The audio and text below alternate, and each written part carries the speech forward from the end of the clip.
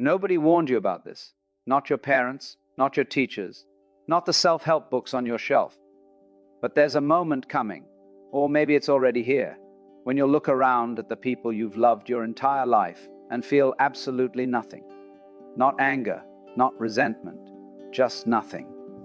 And that emptiness will terrify you more than any emotion ever could. Alan Watts called this the loneliness of the long-distance swimmer. He said most people splash around in the shallow end their whole lives. They never go deep because deep water is dark, cold, and there's no one down there to save you. But some people, and you might be one of them, can't stay in the shallows anymore. Something in them demands depth. And once they dive, they discover something horrifying. The people on the surface, they can't even see you anymore. Watts told a story once about a man who came to him in complete despair. This man had everything: beautiful family, successful career, friends who admired him. But he felt like a stranger wearing someone else's face. He said, "I sit at dinner with my wife and children, people I would die for, and I feel like I'm watching them through glass. I can see them, but I can't touch them, not really. Not anymore." Watts didn't offer comfort. Instead, he said something that shattered this man's world even further. He said, "You're not going crazy, you're going sane.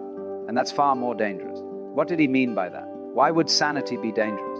And why does growth, real growth, feel less like rising and more like falling away from everything you've ever known? That's what we're exploring today. The hidden risk that nobody talks about. The price tag attached to every leap in consciousness. The truth that spiritual teachers whisper but rarely shout. The more awake you become, the more alone you become. Not because something's wrong with you, but because something's finally right. Have you felt this? That strange homesickness for a place you've never been? That sense that the life you're living belongs to someone you used to be? Tell me in the comments. I need to know I'm not talking to myself here. And if you're someone who's tired of pretending everything's fine when your entire reality is shifting, subscribe to this channel. We don't do surface level here. We go where it's uncomfortable. We ask the questions that keep you up at night. Because those questions, they're not problems. They're invitations. Now let me tell you what's actually happening when you start outgrowing everyone around you. Alan Watts had this beautiful way of explaining the human predicament. He said, we're all born into a conspiracy. Not a sinister conspiracy, but a conspiracy of culture. From the moment you arrive, everyone around you is teaching you who you are. They give you a name. They tell you you're a boy or a girl. They explain that you're separate from other people, that your skin is the boundary between you and the world. They teach you to want certain things, fear certain things, believe certain things. And you absorb all of this without questioning it, because when you're a child, the adults seem to know what they're talking about. Watts called this the social institution of the ego. He said the ego isn't a thing you have, it's a role you've been taught to play. It's a character in a drama you didn't write. And here's the kicker. Everyone around you is playing their role so convincingly that they've forgotten their acting. He used to say, we're all just tubes. Food goes in one end and comes out the other.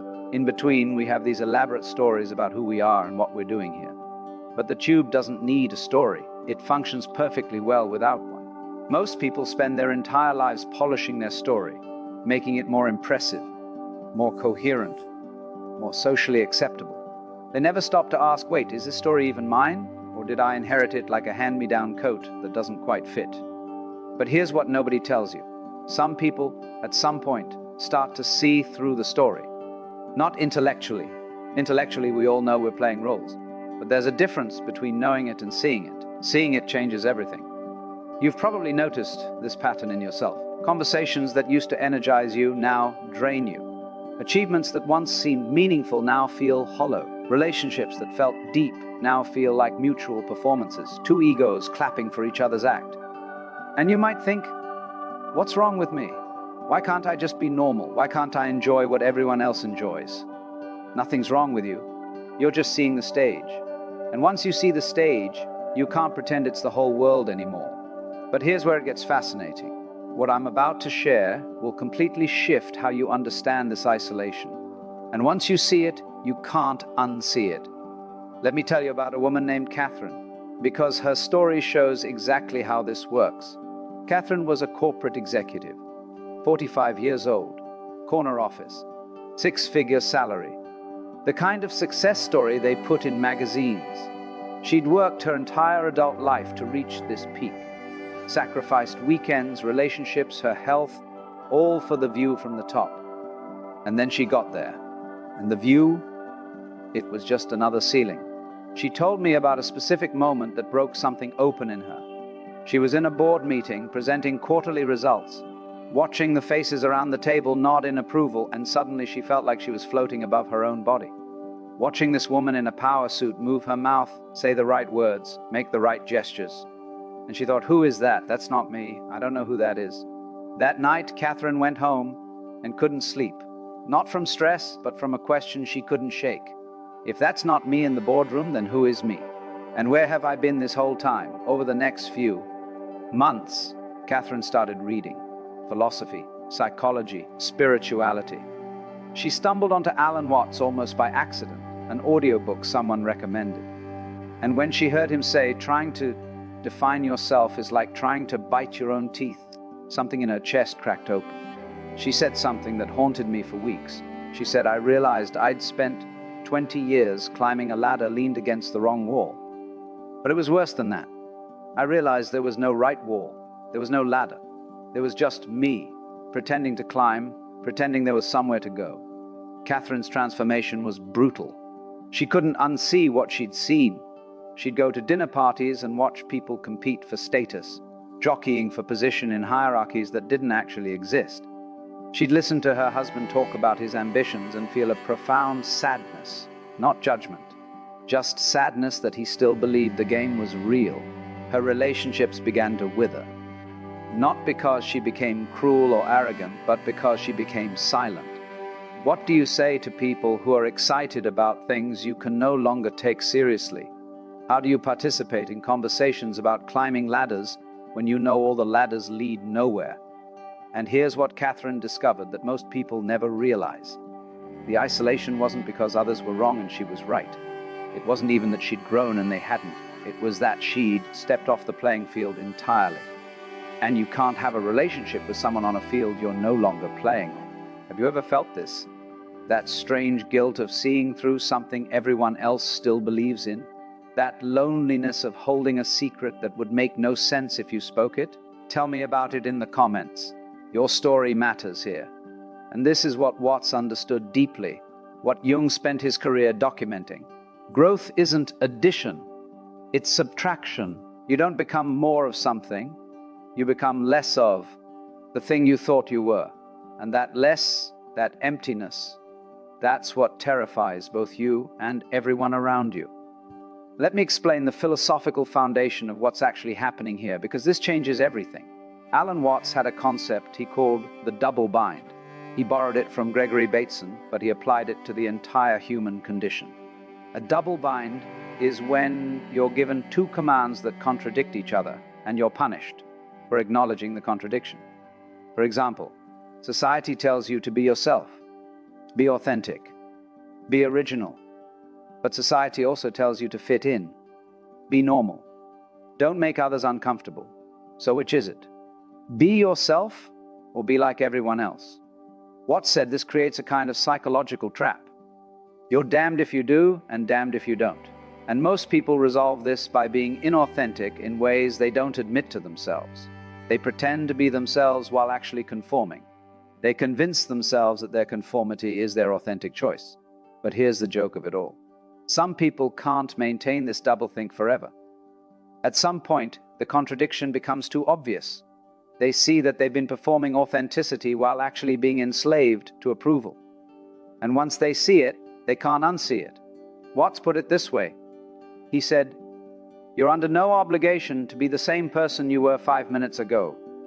But what he meant was far more radical than self-improvement. He meant that the person you think you are, the continuous self that seems to persist through time, is actually a new creation in every moment. And the reason you feel trapped isn't because change is hard, it's because you keep recreating the same prison out of habit. Most people think growth means becoming a better version of themselves. But Watts would laugh at this. He'd say, "You're trying to improve an illusion. It's like trying to iron out the wrinkles on a mirage." And this is where it gets really interesting.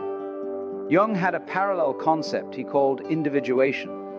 But unlike popular understanding, individuation isn't about finding yourself. It's about becoming yourself by letting go of everything you thought you were. Jung said, most people live from what he called the persona, the mask we wear for society. The persona isn't bad, it's necessary. You need a social face to function in the world. But problems arise when you confuse the mask with the face, when you forget that you're wearing it.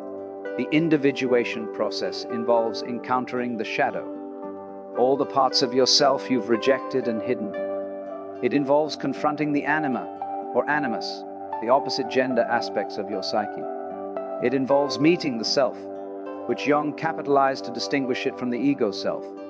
But here's the part that scared Jung, the part he rarely spoke about directly. As you individuate, as you become more whole, you become less comprehensible to those who haven't, not because you're superior, but because you're speaking from a different level of organization. It's like trying to explain color to someone who's only ever seen black and white. Now, what I'm about to explain next is where most people's minds get completely blown. This is the part that changes everything. Stay with me here. Alan Watts had an insight that seems simple but goes deeper than the ocean. He said, "You are something the whole universe is doing, in the same way that a wave is something the whole ocean is doing." Think about what this actually means. You're not a stranger in the world. You're not a visitor. You're not even a part of the universe in the sense of being a separate piece. You are the universe, doing a particular thing in a particular place and time. He used to say, through our eyes, the universe is perceiving itself. Through our ears, the universe is listening to its harmonies. We are the witnesses through which the universe becomes conscious of its glory, of its magnificence. But here's the thing most people miss. If you are the universe, then so is everyone else. Your mother is the universe mothering. Your friend is the universe friending. The stranger on the street is the universe stranging. So why the isolation? Why the feeling of being different, separate, ahead or behind? Because, Watts would say, you've started to realize what others haven't yet. You've started to wake up from the dream that you're just a skin-encapsulated ego, a little person in a big scary world. You're starting to recognize your true identity, which is the whole thing pretending to be a part. And this creates the strangest situation imaginable. You're the ocean, waking up in one particular wave, looking around at all the other waves who still think they're just waves. You want to tell them we're all the same water, but they look at you like you're crazy, because from their perspective, they're clearly separate waves with separate concerns. This is what Watts meant when he talked about the taboo against knowing who you really are. Society has an unspoken rule: don't realize you're God. Don't realize you're the universe. Don't realize that the boundary between you and everything else is a polite fiction, a useful illusion for practical purposes, but not ultimately real. Why is this taboo? Because if people really knew who they were, they'd be ungovernable. You can't control someone who knows they're the whole. You can only control people who believe they're tiny separate fragments, competing for scarce resources, terrified of death, desperate for approval. And this is the hidden risk of outgrowing everyone. You're not just growing, you're waking up. And waking up in a world of sleepers is the loneliest thing imaginable. Not because you're separate from them, but because you know you're not separate, and they don't know it yet. Watts used a beautiful analogy for this. He said, life is like a play, a drama, and we're all actors. But somewhere along the way, we forgot we were acting. We got so absorbed in our roles that we think we are our roles. The hero thinks he's really a hero. The villain thinks he's really a villain. The lover, the fighter, the success, the failure, everyone's lost in their character. Now imagine one actor wakes up mid-performance. He suddenly remembers it's all a play. The sets are cardboard. The drama is scripted. Nobody really dies at the end. But he looks around, and everyone else is still fully immersed, still crying real tears over fictional problems, still celebrating fictional victories. What does he do? Does he shout, "It's just a play"? Nobody will believe him. Does he keep acting like nothing changed? He can't. The knowledge has altered him fundamentally. Does he walk off stage? Where would he go? The play is everywhere. This is your situation. This is why outgrowing others is so dangerous. You've woken up mid-performance, and now you have to figure out how to live in a play you can no longer take seriously. Let me tell you about Marcus, because his story shows the other side of this. Marcus was a philosophy professor, spent his whole career in his head analyzing concepts, debating ideas. He knew all the theories of consciousness, all the arguments about self and identity. But knowing about it isn't the same as knowing it. At 62, Marcus had what he called an accidental awakening. He was walking across campus thinking about nothing in particular when suddenly his sense of self disappeared. Not metaphorically, actually disappeared. He described it like this: one moment I was Marcus, walking to my office. The next moment there was just walking. No walker, no destination, just the universe walking itself across a campus it had created. The experience lasted maybe 10 seconds. But when the sense of self returned, it came back differently. It came back seen, like a transparent mask rather than a solid face. Within a year, Marcus retired. Not because he wanted to, but because he couldn't do what professors do anymore. He couldn't argue about whether consciousness exists when he knew, viscerally knew, that he was consciousness. It felt absurd, like arguing about whether water is wet while drowning in the ocean. His wife thought he was having a breakdown. His children staged an intervention. His colleagues whispered about early dementia. Nobody understood that Marcus hadn't lost his mind. He'd lost his illusion of having a separate mind. And that loss made him incomprehensible to everyone still invested in the illusion. And here's what Marcus said that perfectly captures this whole teaching. He said, "I used to think enlightenment would make me more connected to people. It's the opposite. It's made me realize that the connection was always there. I just thought we were separate things connecting. Now I see we're one thing pretending to separate, and that pretense is what everyone's in love with. They don't want unity. They want the game of seeking unity." I'm curious, as you're hearing this, what's shifting in your understanding? Where are you in this journey? Tell me in the comments. I read every single one. In practical terms, what does this mean for your daily life? How do you navigate a world you've outgrown? Alan Watts had a beautiful term for this. He called it being in the world, but not of it. It comes from the Christian tradition, but Watts gave it a Zen flavor. The idea is that you participate fully in life. You play your role. You do your work. You love your people. But you do it with a fundamental lightness. You know it's a play. And knowing it's a play doesn't make you care less. If anything, it allows you to care more purely, because your care isn't mixed with anxiety about outcomes. Watts used to say, when you're not attached to results, you can throw yourself completely into the process. The musician who doesn't care about applause plays with more abandon. The lover who doesn't fear rejection loves with more intensity. The worker who doesn't obsess about success works with more creativity. The next time you're with someone who's still fully absorbed in the drama, someone complaining about their boss, worrying about their mortgage, competing for status, try this. Instead of judging them or feeling separate from them, recognize that you are them. They're another mask you're wearing in another part of the play. Their sleep is your sleep, just in a different body. This isn't about being superior. Watts was very clear about this. The moment you feel superior to sleepers, you've fallen back asleep yourself. Superiority is just another ego game, another wave thinking it's better than other waves. The real shift is compassion. You see people suffering over illusions, and instead of frustration, you feel tenderness. They're doing their best with the level of consciousness they have. You were them not that long ago. And who knows? Tomorrow you might be them again. Awakening isn't a permanent achievement. It's a recurring recognition. You'll start noticing this everywhere. How much conflict is caused by people taking their roles too seriously. How much anxiety is caused by believing the drama is real. How much loneliness is caused by thinking you're separate from the very people sitting next to you. If this is opening new doors in your mind, take a moment to subscribe. There's a community here of people who are done with the surface, who need the depth. Your presence matters, but here's what most people miss about this whole process. And this is the deeper revelation that changes everything. The reason outgrowing others feels so painful isn't because you're losing them. It's because you're losing yourself. The self that related to them. The self that needed their approval. The self that was defined by their reflection. Watts said, "The self is an illusion. And what's more, it's a social illusion. Your sense of being a separate self was created through your relationships with others. Your mother told you your name. Your teachers told you your grades. Your peers told you your status. Your whole identity is a patchwork of other people's opinion. So when you outgrow others, you're not just leaving them behind. You're dismantling the self that was built out of them. You're erasing the mirror that showed you who you thought you were. This is what Watts meant when he said, the ego is a social fiction. Not that you don't exist, but that the boundaries you think define you are arbitrary, culturally constructed, and ultimately unreal. Jung put it differently.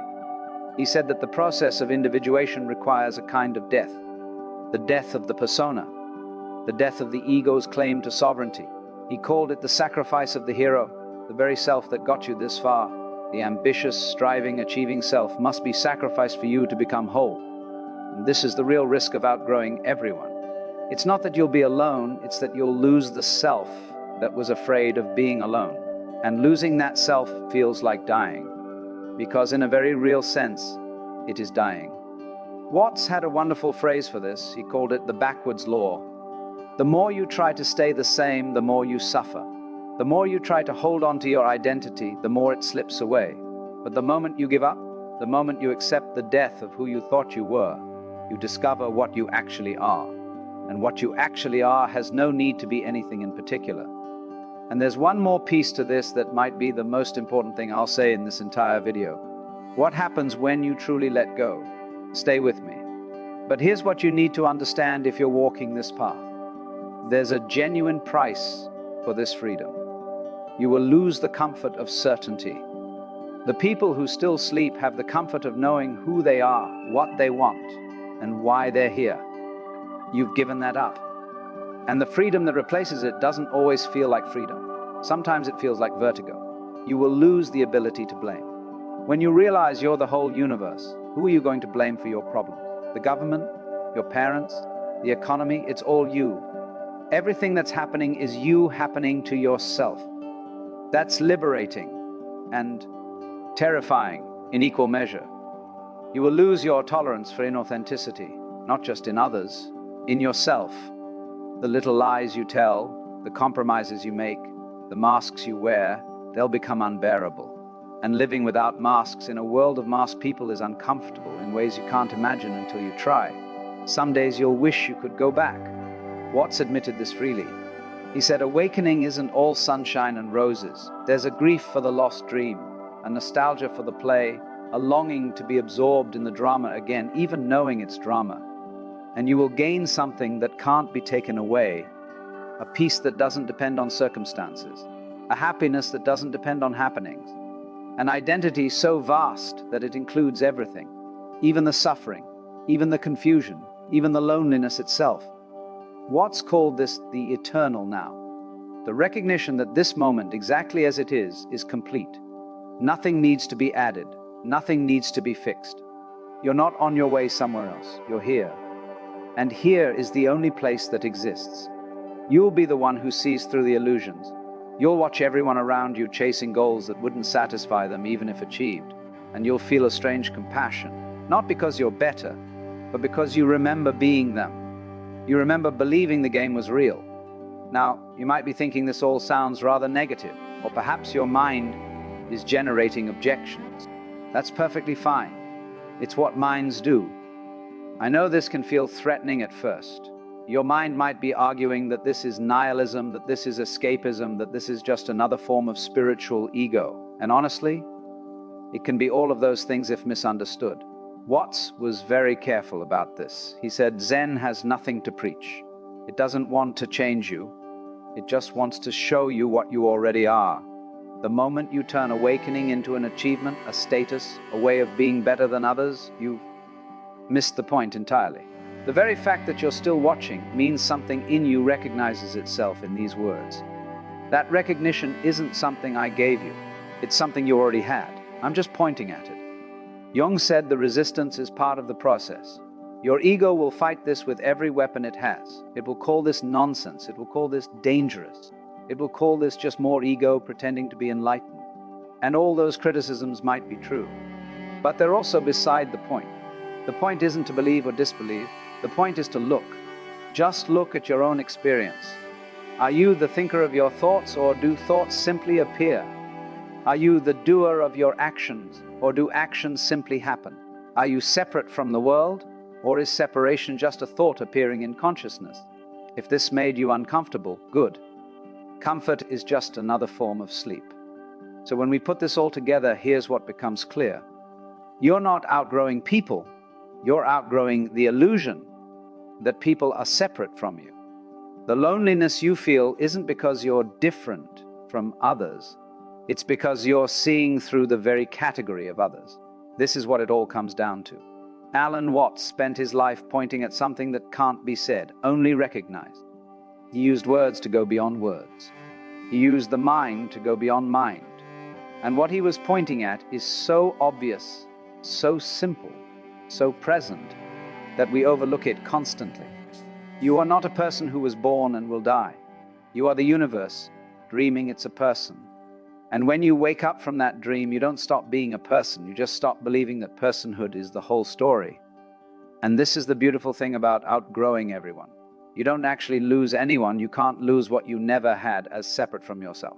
What you lose is the illusion of separation. What you find is that you've been everyone all along. Every person you've ever met was you looking at yourself from a different angle. Watts used to end his lectures with a kind of cosmic chuckle. He'd say, "So there it is, you're it, I'm it, we're all it, the whole thing is it." And the joke is that it's been this way all along, and we've been pretending otherwise just for the fun of pretending. The search ends not because you found what you were looking for, but because you realized you were what you were looking for. The seeker and the sought are the same. The wave and the ocean are the same. You and the universe are the same. If your mind is buzzing right now, if something has shifted in how you see things, hit subscribe. Every new subscriber helps this wisdom reach more people who are ready for it. And they're out there, feeling exactly what you're feeling, thinking they're alone. So here's the question I'll leave you with. The question Alan Watts asked in 100 different ways. If you are the universe, pretending to be a person, pretending to be separate, pretending to outgrow other people who are also the universe pretending, then what exactly is the problem? Where is the isolation when you realize you're everything? Where is the loneliness when you know you're everyone? The hidden risk of outgrowing everyone around you is discovering that there was never anyone around you. There was only you everywhere playing all the parts. And that discovery doesn't make you more alone. It makes you less alone than anyone who's ever lived. You've been hiding from yourself in plain sight, and now maybe you're starting to see through the disguise. Catherine found peace with her corporate disillusionment, not by leaving the corporate world entirely, but by playing her role consciously, like an actor who knows they're acting. She says she's never been more effective at her job, or less attached to outcomes. Marcus learned to walk across that campus again, but differently. He said, "I'm not Marcus walking anymore. I'm walking Marcusing." He laughs when he says it. And that laugh, that cosmic chuckle, is the sound of someone who's in on the joke. After everything we've explored today, I want to know, what are you going to see differently now? What disguise are you ready to peek behind? Tell me in the comments below. If this has touched something real in you, if these ideas have opened doors you didn't know existed, subscribe to this channel, hit the like button, and ring that notification bell. Share this with someone who's feeling the isolation of waking up. They need to know they're not crazy. They're just early. There's more here for you. More explorations of what it means to be awake in a sleeping world. What it means to be the ocean remembering itself in a single wave. Until next time, remember what Watts said, you are an aperture through which the universe is looking at and exploring itself. The loneliness is temporary. The isolation is illusion. The risk of outgrowing everyone is discovering that everyone is you. Stay curious, stay awake, and I'll see you in the next one. Or rather, I'll see myself, pretending to be you, pretending to watch.